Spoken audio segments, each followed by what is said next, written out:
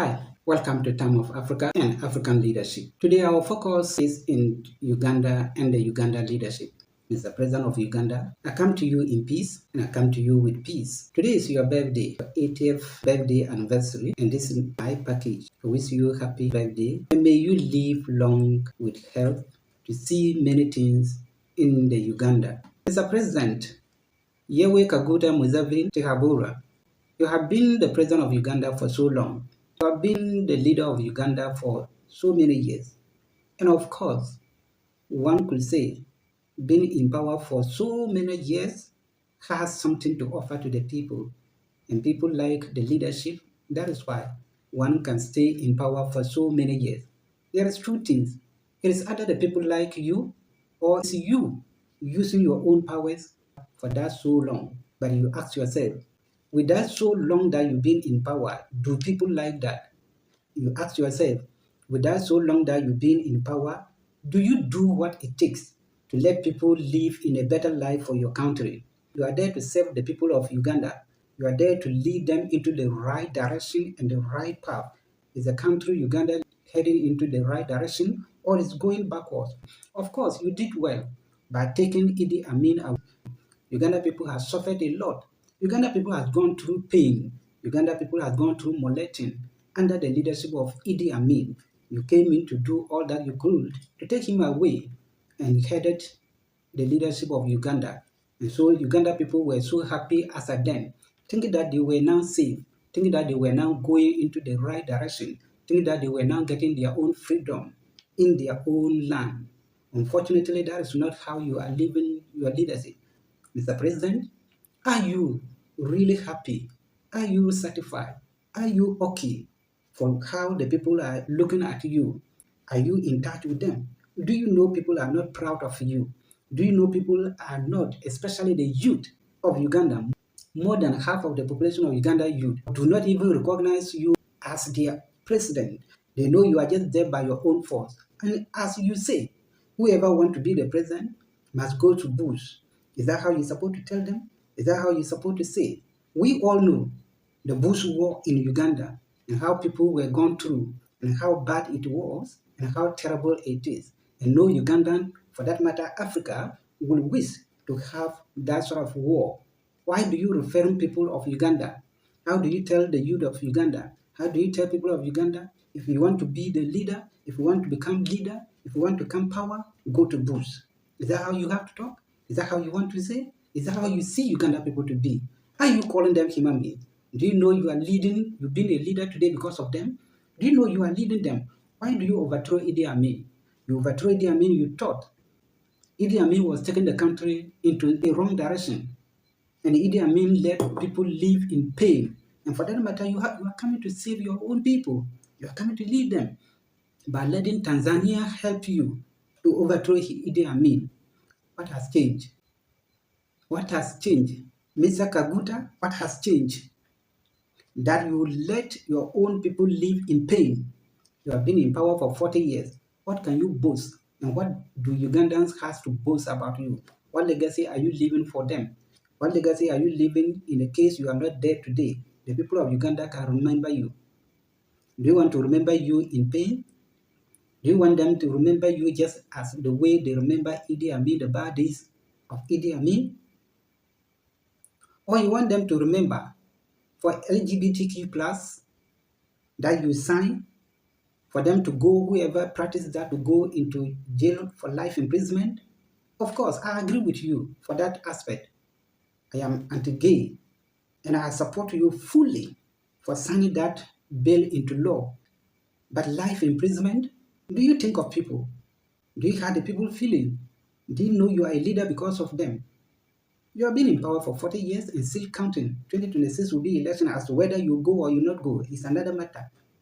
You became the president of Uganda in 42 years old as a military officer. Now you are in 80 years. So 40 years in power. In 2026, you have been in power for 42 good years. And that 42 years, what actually can Ugandan people boast about you? So Uganda people can boast and say, Mr. Kaguta has this for us. And this is a monumental project, monumental life change for the people of Uganda. out of fear, out of pain, Mr. Kakuta. I believe and know you know that the lifestyle you live in Uganda people don't like it. That is why in the last election 2021, if all things were going to go free and fair election, Bobi Wine would have taken it. A lot of people know Bobi Wine won that election. But you use your power, violation of human right, all the police, most of the polling station turn out 100%, and all vote goes to you. Mr. President, it is about time you leave power. It is about time you step down.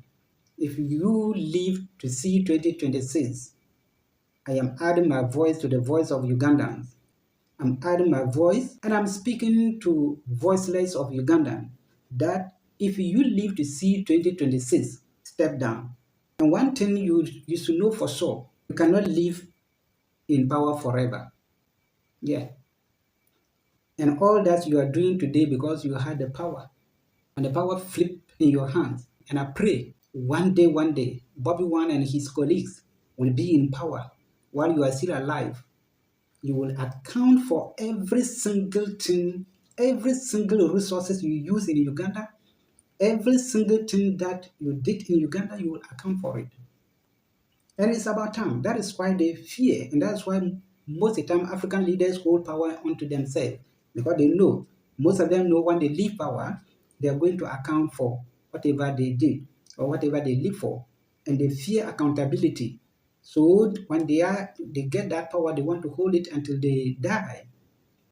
It is about time in Africa. People that fear accountability, when they die, it's time for accountability. We should dig them from their graves, we punish their corpse, and let others see, and let their families see. Why can't we think? African leaders, we want power, but we cannot think. We want power, but we fail to think. We want power, but we don't think. All that we think is, what can I do to get power?